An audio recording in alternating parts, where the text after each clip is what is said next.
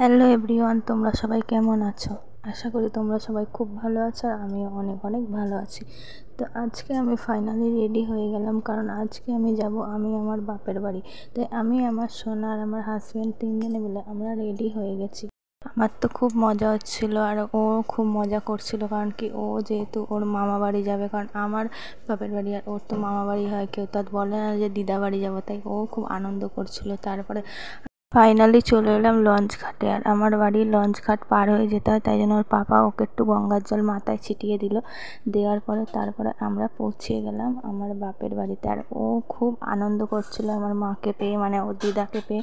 তোমরা তো দেখতেই পাচ্ছ, ও খুব হাসছে, খুব আনন্দ করছে, খুব মজা করছে, মানে ওর খুব আনন্দ হচ্ছিলো। আর ওর দিদাকে খুবই ভালো, তোমরা তো দেখতেই পাচ্ছ। তো আমারও খুবই ভালো লাগছিলো, কারণ ও ওর দিদাকে এতটা ভালোবাসছে, তাই জন্য আমারও খুবই ভালো লাগছিলো।